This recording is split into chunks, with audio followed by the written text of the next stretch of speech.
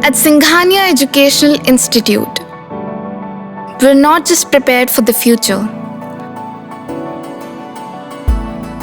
we're actively shaping it with technology and innovation. We are preparing to lead tomorrow. Singhania Educational Institute, cultivating knowledge. Refined oil और process जैसे unhealthy oils ने तो जैसे पूरे market पर कब्जा ही कर लिया है, मगर अब आप इसकी चिंता ना करें, क्योंकि आ गया है वंश कोल्हू का प्योर सरसों कच्ची घानी ऑयल। लकड़ी कोल्हू मेथड से तैयार ये है नेचुरल और हेल्दी भी। वंश कोल्हू प्योर सरसों कच्ची घानी ऑयल के साथ। वंश कोल्हू, तेल सही मिलेगा यहीं। हम अपना चुनाव रोक करके आप सबसे निवेदन अपील करने आए हैं कि नौजवान साथी आनंद भदौरिया को वोट दे करके जिताने का काम करना। ये चौथे चरण का जो चुनाव होने जा रहा है, इससे पहले 3 चुनाव हो चुके हैं और चौथे चरण के बाद 3 चुनाव और होने हैं। ये बिल्कुल बीच का चुनाव दिखाई दे रहा है, लेकिन जो भाषा हमें सुनने को मिल रही है बीजेपी के नेताओं की, इससे लग रहा है कि बीजेपी के लोगों का बैलेंस डगमगा गया है और ऐसा डगमगाया है कि सभी बुनियादी मुद्दे भूल गए हैं। वो जो बुनियादी सवाल हैं किसान के, नौजवान के, महंगाई के, बेरोजगारी के, वो सब भूल चुके हैं और जनता भी जान गई है 10 साल में कि भारतीय जनता पार्टी के नेताओं की सब बातें झूठी थी और इनके झूठे वादे निकले। जो लोग कहते रहे हैं कि वो दुनिया की सबसे बड़ी पार्टी है, लेकिन 10 साल दिल्ली के और 7 साल उत्तर प्रदेश सरकार के जब आकलन करते हैं तो महसूस होता है कि ब्रह्मांड की सबसे झूठी पार्टी अगर कोई है तो वो भारतीय जनता पार्टी।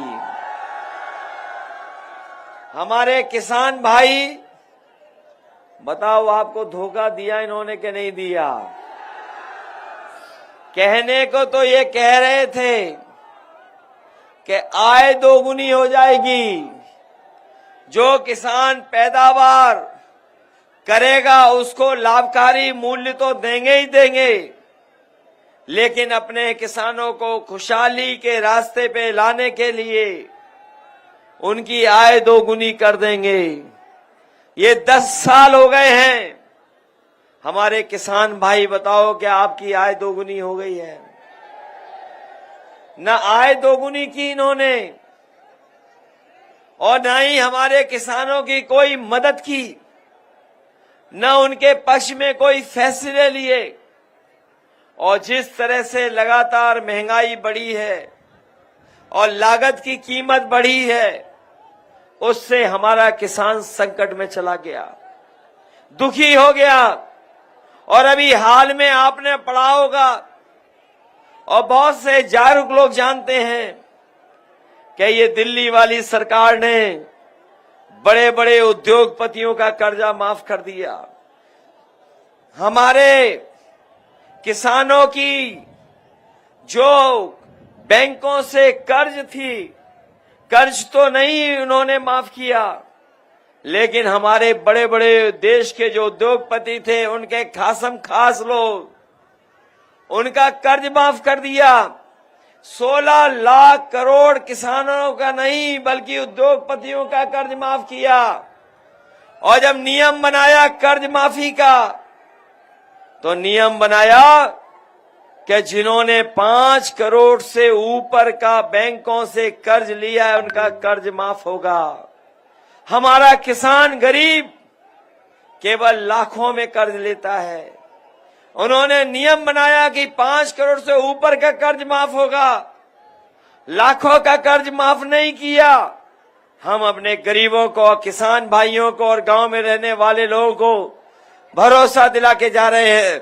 इंडिया गठबंधन और समाजवादी पार्टी ने तय किया है, आने वाले समय में सरकार बनने जा रही है।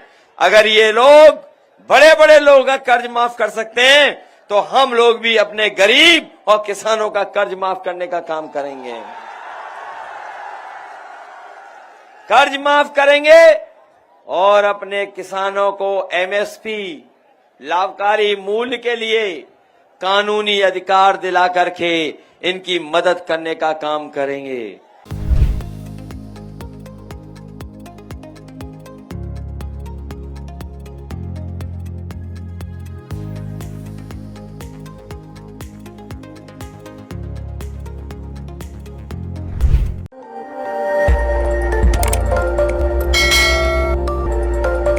खबर आपकी, नजर हमारी।